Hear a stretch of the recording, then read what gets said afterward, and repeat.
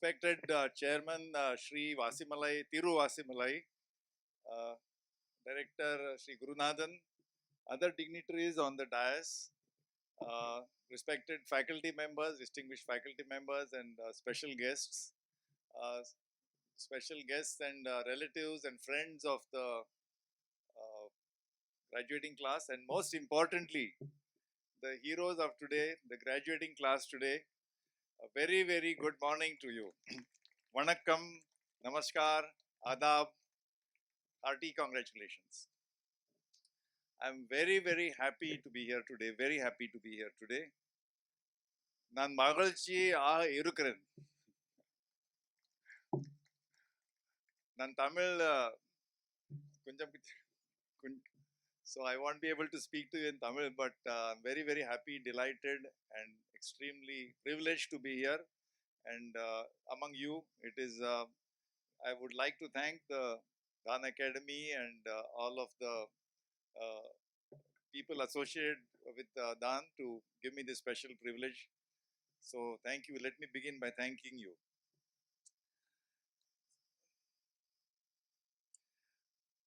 So I would like to spend a few minutes since it is your great day, I know.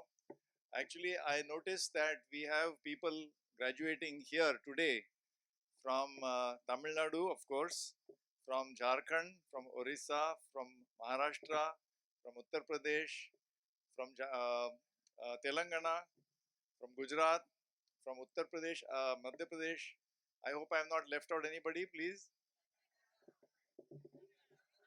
West Bengal, Karnataka, Bihar also, Bihar. Karnataka, ಸ್ವಲ್ಪ ಸ್ವಲ್ಪ ಕನ್ನಡ ಗೊತ್ತಿಲ್ಲ.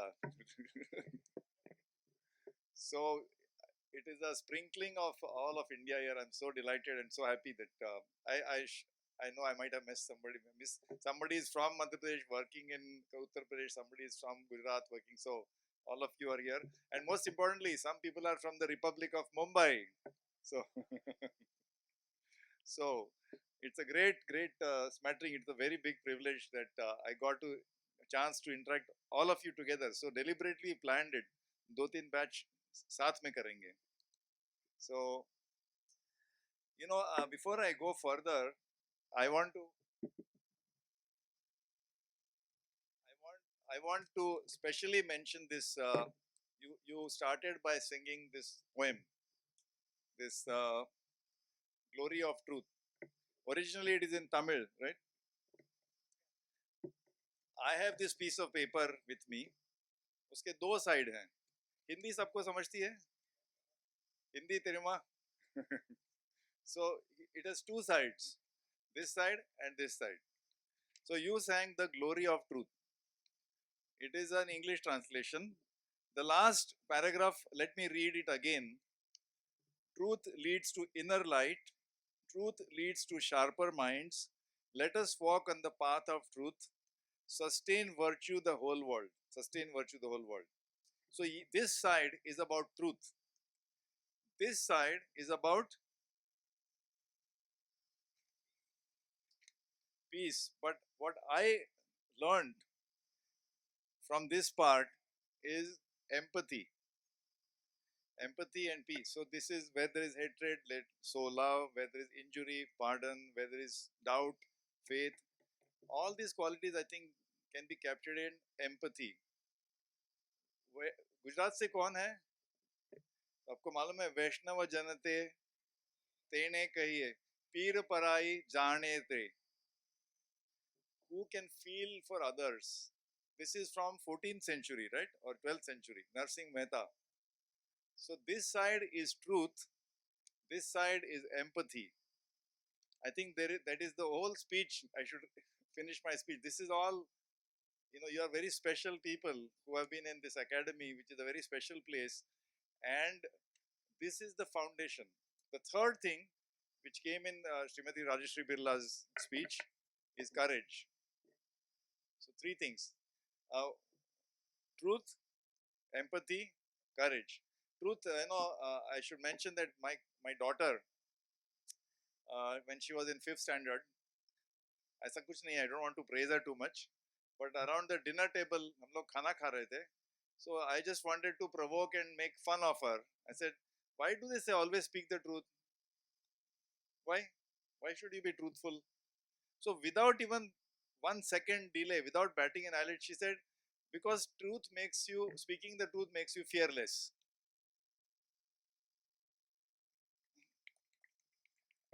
Lagai tali tali. I'll tell my daughter you clapped for her. So that is true. As a young girl, a little small girl said so simply without even thinking. They बोलते हैं ना, if you speak the truth, you don't have to remember कि what did you say last time. जो लोग जो truth नहीं झूठ बोलते हैं, they have to remember, hey, what did I say last time? I have to make sure it is consistent. If you speak the truth, you don't have to remember what you said last time. But most importantly, truth makes you, if you're always truthful, you are fearless. No axe to grind. So this is a great poem. Truth, peace, courage.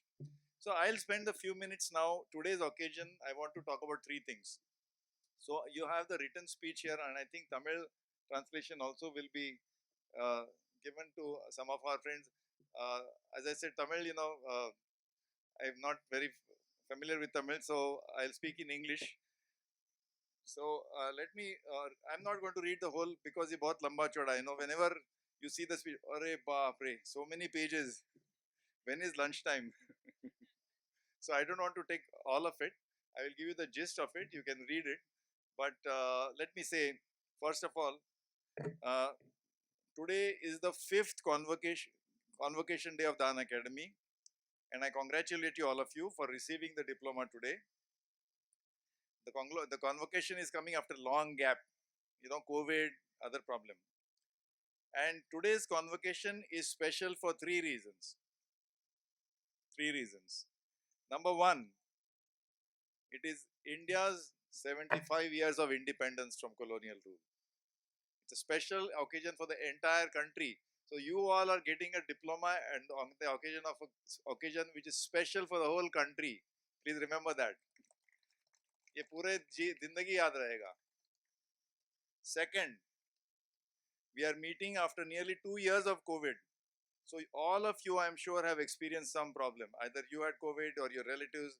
Some people, unfortunately, uh, passed away because of COVID. Everybody has felt the pain, and lockdowns are continuing even now in China. The second largest city in China is Shanghai. Pura ka pura 100% lockdown. So it is not over. COVID is not over. In fact, I also, when I came to Madurai, I brought this COVID badge, but we are not going to wear it today. So that is, after this long gap, it is very nice that we are meeting in person. So that is the second reason. First reason is India 75 years. Second reason is first time such a convocation is happening after a COVID gap. And third, of course, I'm very pleased that I got a chance the chief guest was Mrs. Rajeshri Birla. As you know, she is a she is a daughter of Madurai. She was born and brought up here. She's very fluent in Tamil. And she has also, as she said in her speech, been closely associated with Dan Academy, Dan Foundation work. So that's why it is special for me. These three reasons, and I have been fortunate to know Vasimalai for I don't know 40 years now. I think it is showing. That time he had hair. Now he doesn't have hair. Our friend Professor Atanu Ghosh also was his senior. So we all go back many years. We were in the same college. But I've seen the whole tireless work so many years. I was fortunate to get involved in TAN about 30 years ago, maybe, yeah, 22, 23 years ago. And then over the years, I've seen the work. It is more than anything else, Vasi is there, of course, some of you touched his feet, but I'm told that in this Tamil Nadu culture, they say, what is it? What did you say? It is the self-respect movement. But anyway, it's okay. If you feel like touching your feet, touch feet. If you don't feel, that's okay. But really fantastic work. But you, Dan Academy graduates are also representatives. You all are representatives and ambassadors of Dan Foundation. Not just Dan Academy, but Dan Foundation. because it stands for service with dedication, perseverance, professionalism, and ethics. This is my understanding. This is, I have not read it from any Dan brochure. This is my understanding. That Dan work, you are all ambassadors now. You are in the world. And I hope you have great success. Success not only in money terms, but many, many other dimensions. But Dan work stands for service with dedication, perseverance, professionalism, and ethics. I must tell you about professionalism. Director Mr. Gurunathan, he has given me detailed instructions, minute to minute planning.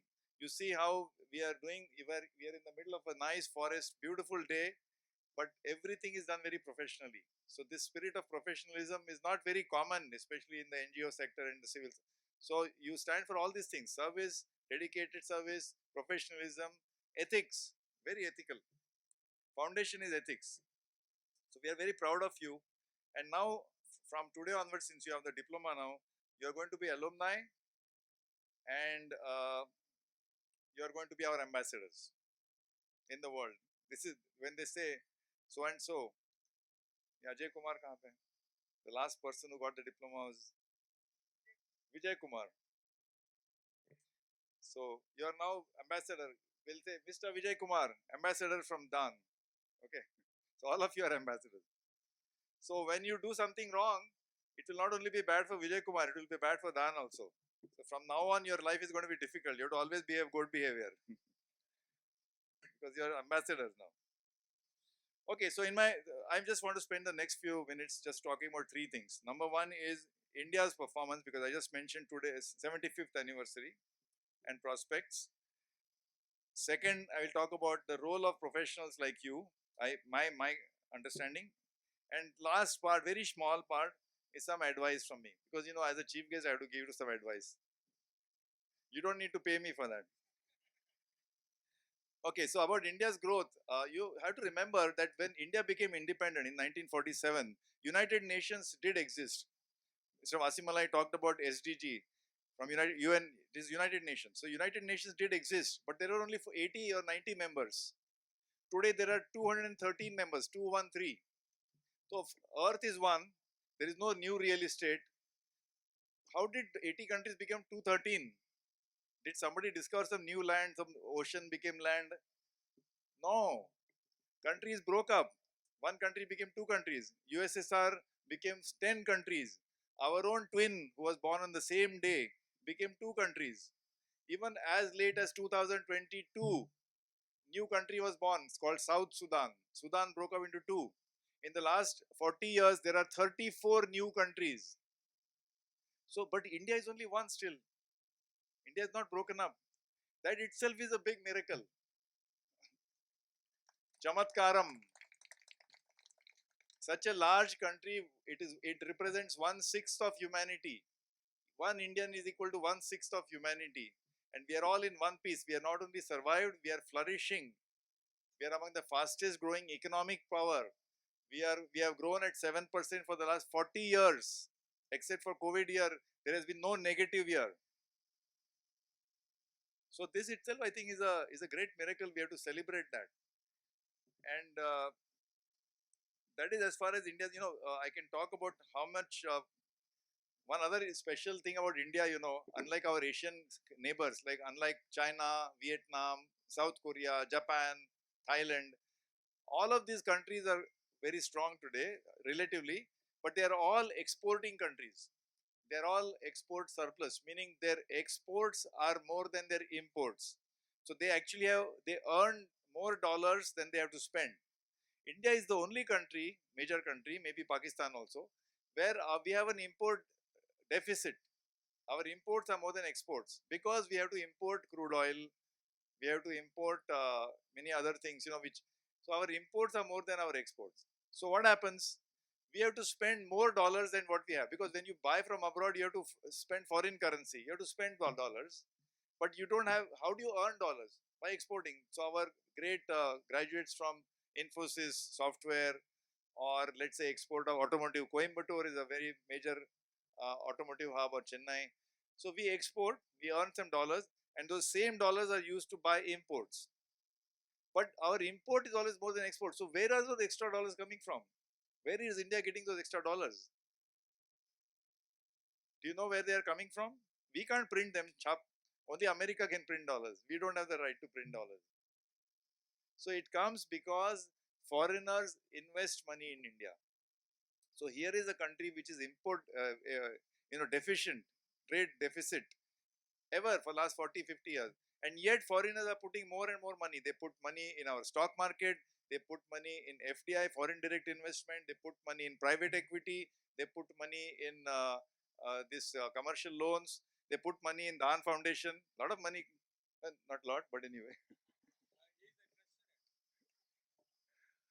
They do get Dan Foundation also gets money. So the fact that foreigners are putting money into this country, even though it is import, trade deficient, it shows their confidence that this economy is going to not only survive, will grow fast, will be strong. So that is something to be proud of. Today we have the fourth or fifth highest foreign exchange reserves in the world, and we are not export surplus. Unlike China, China exports more than it. How did that happen? Because of the confidence of foreigners. So actually, when we say Vasudhaiva Kutumbam, we say the world is our family. We have to be open. We can't be a closed economy. We have to be open to foreigners. I would like to see in the next batch or in the next coming years, some graduates from here in Dan Academy should be from Netherlands or from Africa or Vietnam. That day is not far away. Seriously. And then your ambassadors will also be from, in Vietnam. So Dan ambassadors not only in Chhattisgarh and Uttar Pradesh, but in Vietnam or Netherlands, Cambodia. Already Mr. Vasi is making plans next batch. So these are some of the things about India. These are the economic strength. I don't want to go into what is the, this is not economics lecture. I was happy to meet the economics faculty member. One person said, yes, yes, yes. Thank you, sir. But only you have only one economist. You should have at least two for such a nice academy. Poor Mr. Aziz is in a tiny minority. Okay, okay. So I don't want to talk about the economic, what are the strengths. And in the next 10, 20, 30 years, I think we will continue to grow strongly, 7%, because of our young population. Half the population is below 27. That means they were not even born when 1991 reforms happened. They don't know what is scarcity. They don't know what is waiting line for telecom. Some of us oldies, we talk about, oh, there was a time when we had to wait for the telephone queue and scooter queue and this queue and that queue. Nowadays, only queue is for bus. That too in some cities, not all cities. So there's no point talking about queues because this scarcity, half the population doesn't know. The median age of the country is 27. I hope some of you are below 27. I'm just kidding. Not just half the population, but 40% is below 18 or 20. And if you look at how many people are between the ages of 3 and 4 and 18, it is 52 crore Indians. That is the future of India.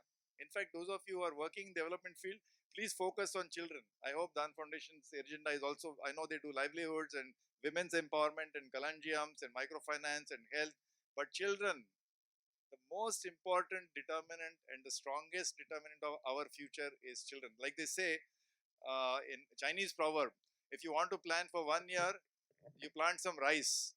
If you want to plan for 10 years, you plant a tree.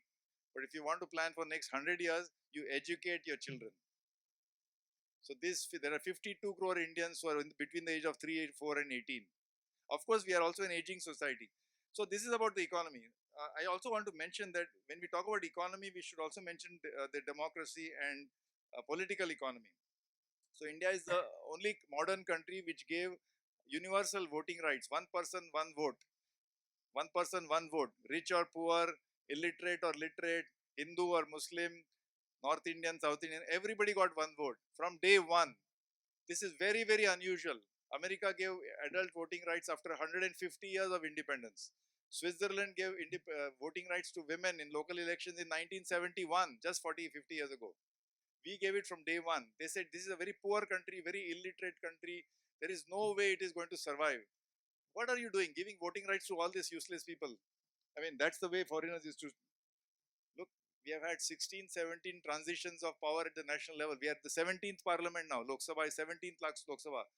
Largely bloodless transformation of power. In other countries, there are military coups. There is violence. We've had largely non-violent transitions of power, not only at the parliament, Lok Sabha level, at the state government level, at the panchayat level. Of course, when you read the newspapers, you will not believe me. You'll say, what is going on? But actually, this is all, argumentative Indians, but hopefully not violent. But we should not take it for granted. Our democracy, don't say ki aise hi rahega. You all have to protect it. Democracy survives and is stronger and stronger because each one of us has to be vigilant. Because with our freedom, democracy is nothing but freedom. Freedom, when we say independence, we got freedom. Freedom to pursue your livelihoods, freedom to move anywhere in the country. Jharkhand person can come to Madurai. We take it for granted. Of course, I'm in India. I can go anywhere. I can go to Mizoram. I can go to. But these freedoms have to be protected, have to be nurtured. Don't take it for granted. You have been given freedom, but you have the responsibility to nurture and protect that freedom and strengthen that freedom. So that's why I'm saying the democracy, agar khatre mein hoga, anything, it is we who are responsible, nobody else. So I just want to say that this is very important. This is the first part. Its first part is ending. Don't worry. I said I'll talk about three things: something about the economy, something about low role of development professions, and something about a little bit of advice. So about before concluding the economy part, I do want to say that not everything is fine. We have our world hunger ranking is 101 out of 116. So the World Hunger Index, we are not doing well. In terms of child malnutrition, we are not doing well.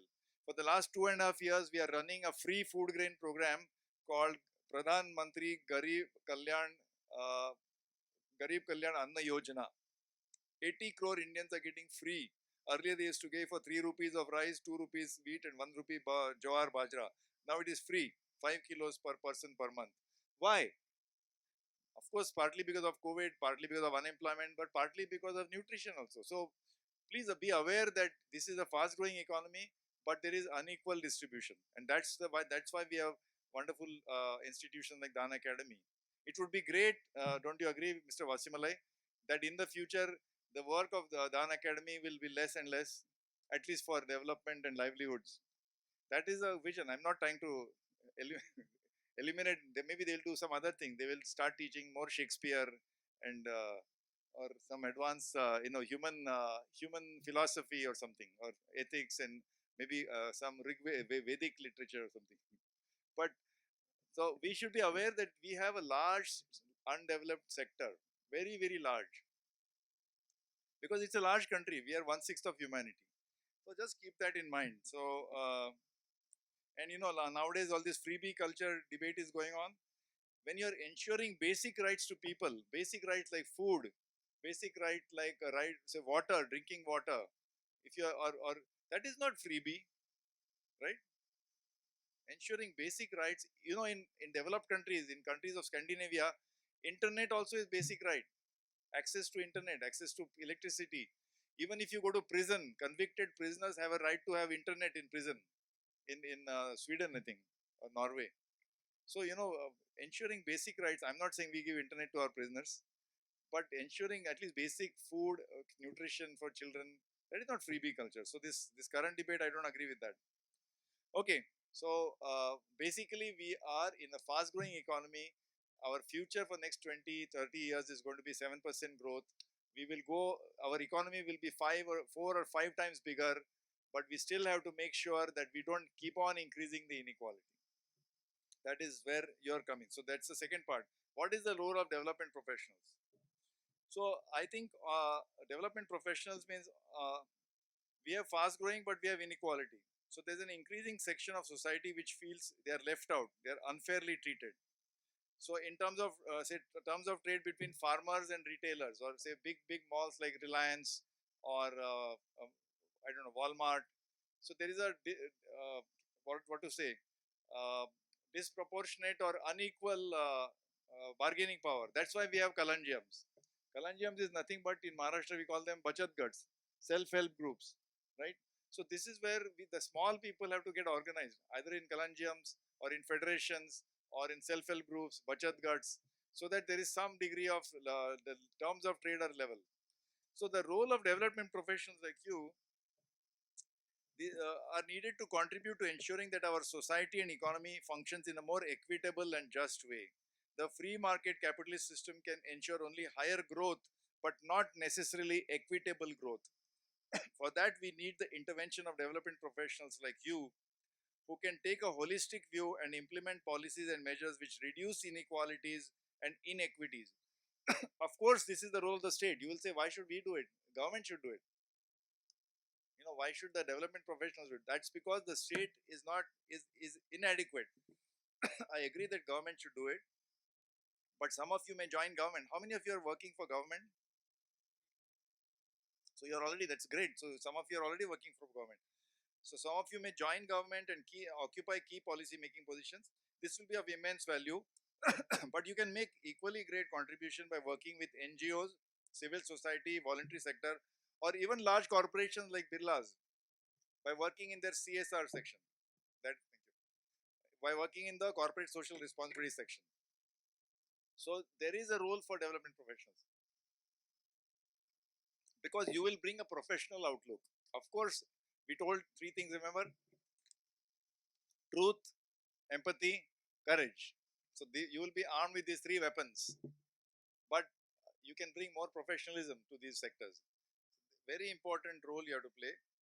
A company that operates in society, suppose you join a company that operates in society today not only must obey the law, pay taxes, pay income tax, pay GST, and comply with so many extant regulations like pollution norms and so on, but also must earn the respect and acceptance of society at large.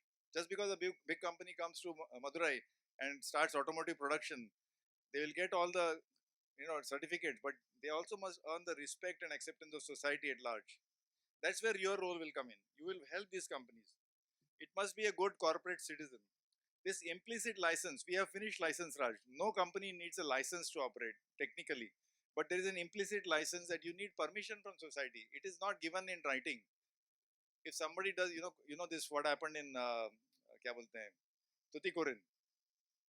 Do you know what happened in Tuticorin about the copper plant? So that is an extreme example. But basically, acceptance by society is an implicit license. You have to earn it, and development professionals are the ones who will play a role in that.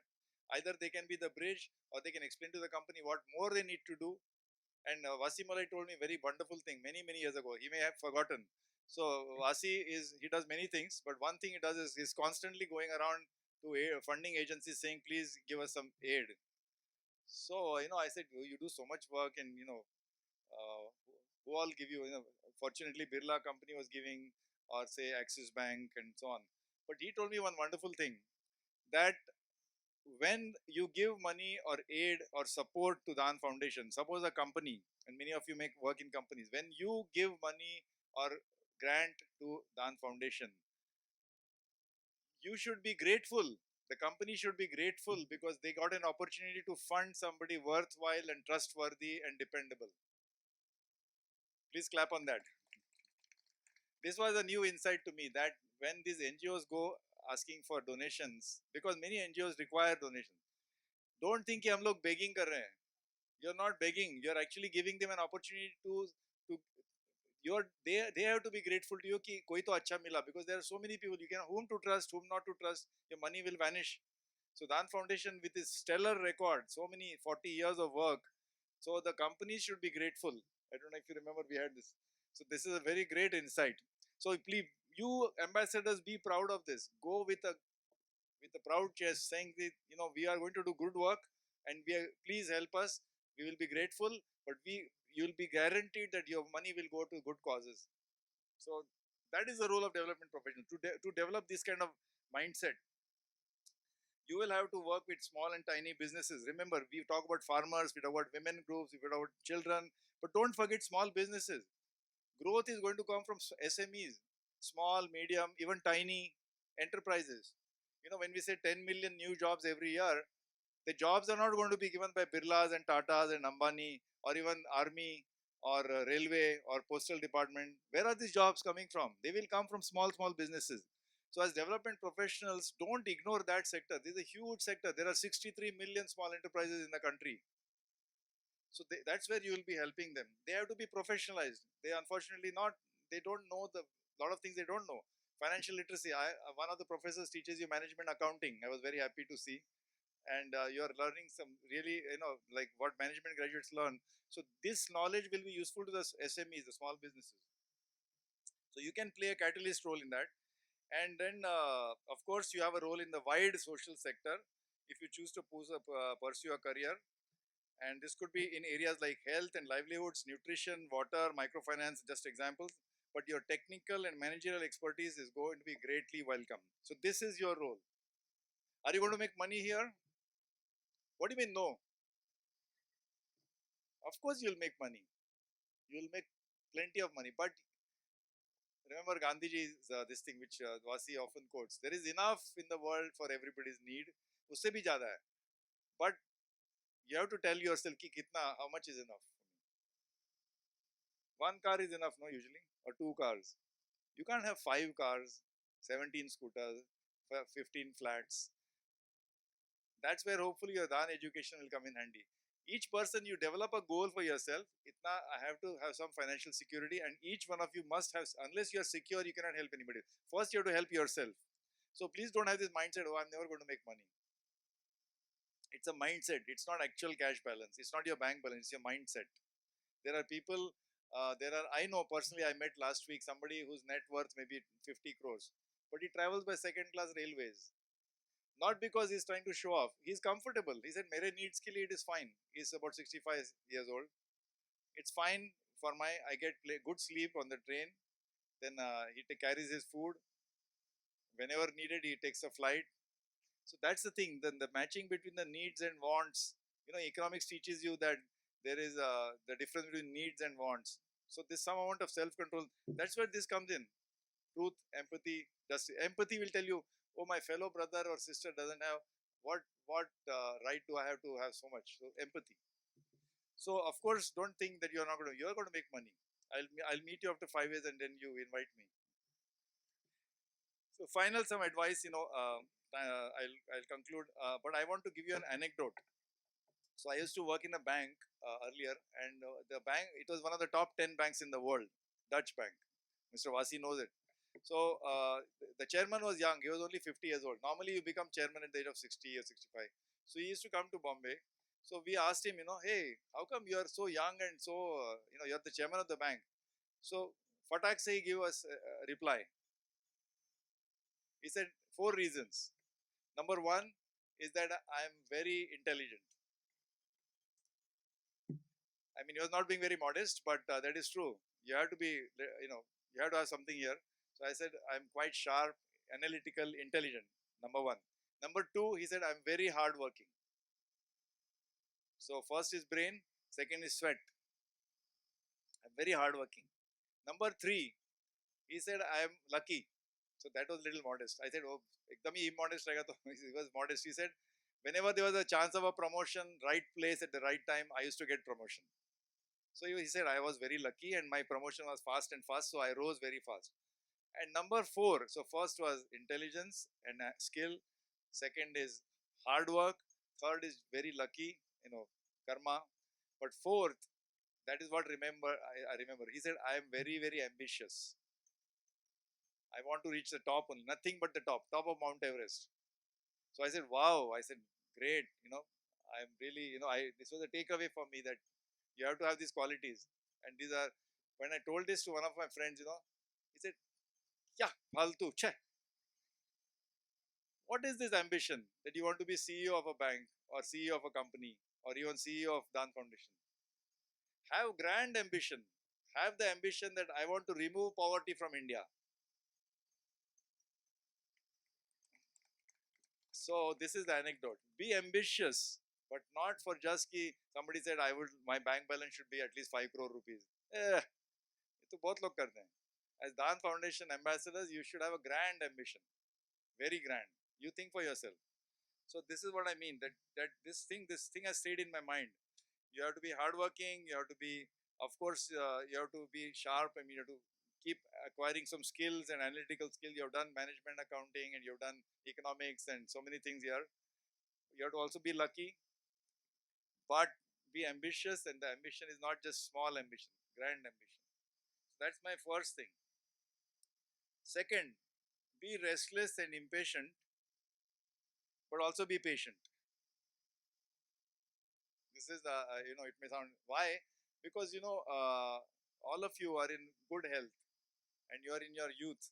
You know what your life expectancy is? Statistically, 80. What is your age, if I may ask?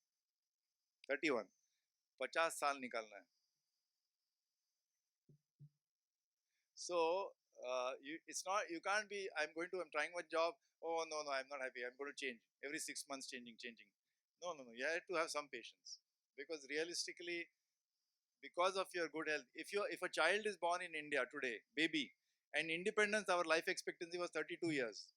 Today, India's life expectancy is about 60, 63, 64. 68, yeah. So every baby which is born today, on average, statistically, will survive till 67, 68. But that is only for babies. Unfortunately, a lot of babies die in the first 5 years, up to 10 years. You have reached the age of 20, 30 in good health. So your life expectancy is actually far more. And I hope and pray that you will lead very healthy lives for a long. But that means that you temper your restlessness with some patience. In the youth लोगों को patience बोलना is not easy, but I'm saying this is important. This is a concept of time. I always like to mention, that there was a guy called M.K. Gandhi. He came to India from South Africa. You know that. And when he came, he was no. I mean, he was a well-known guy in South Africa, but India, I mean, nobody knew him. He was not that famous. I mean, people had heard of him, so he came to India on 6th of January 1915. Then he met his guru, Mr. Gopal Krishna Gokhale, and so on. Uske baad he started from scratch. Then he started going around the country. Then we now know him as Mahatma Gandhi. So he started from scratch in 1915. You know how old he was in 1915? Don't do Google. 46. So he started life as we know it, and his whole Mahatma and all that is 46 ko shuru kiya. To have that sense of time. It is never too late. Don't think, oh, it's too late. No, no, no, no, no, no. Remember Gandhiji's example, 46. In his life, he walked so much. Somebody has estimated he walked 40,000 kilometers in his life. If you see the videos of this 1940s, the Dandi March also is walking very fast. So 46. Remember that. So third thing, first is, as I said, have grand ambition. Second, patience. And the third is the importance of gratitude. The English language has this magic word called thank you. It's a magic word. Thank you. You can never overuse it. जितना ज़्यादा use करोगे उतना अच्छा है. Nobody will get bored of it. So, gratitude. Much of our success, our achievements, small or large victories have a lion's share of contribution from other people. Your teachers, Dan Academy, your wonderful stay here. They say when you're on your way to the interview, you went in an auto. The auto wala reached in time. Even that auto wala played a small role in your success. Or somebody where you stopped for idli before going to the interview. That guy who gave you nice idli, your teachers in school, of course your parents and your family. Every little action has contributed in your success. So a great human quality is that of gratitude to all the near and dear ones, but also to all fellow beings, because some are unknown. Some people have helped us without even you knowing it. You know, so gratitude. Uh, And one more, fourth thing, but that I've already said, empathy. That all human beings have empathy. It is the ability to feel for others. That I said, Vaishnava Janate Tene Kahiye, Peer Parai Jane Re. To see the world from the eyes of the aggrieved, the suffering. It's a natural trait. Actually, all of us have it. We just go through life and somehow we kind of learn not to be empathy. It's a natural thing to be empathetic, not unnatural. If you are all sitting in a room and some baby screams in the other room, everybody feels like, even if it's not your baby. So empathy is natural to us. This is proved by neurology also now. Neuroscience. So don't, remember empathy. And sometimes we learn the wrong lesson. Somebody cheats you. Somebody is ungrateful. Somebody does something to you. So you say, "Arey, yaar, the world is like that." No, that's the wrong lesson. That is the exception. That is not the rule. So you can be more effective as a development professional if you have empathy. And we have many, many role models to think of. So I'm not going to mention all of them. These are all great souls. These are great people, not just saints and prophets, not Vivekananda, Gandhi, not just great people, even like Vasi or Gurunathan, all these people. There are many people. You choose who is your role model. You can choose. There are many, many nice people. But empathy is what is makes you human. Okay. So let me repeat the four things I said. First is remember grand ambition. Second is patience. 46-year-old Gandhi. He started at 46. Third is gratitude. And fourth is, of course, empathy, which is this mantra: truth, empathy, courage. So, anyway, thank you for giving me this opportunity, and I congratulate you, all of you, and wish you all the very best in life. Thank you.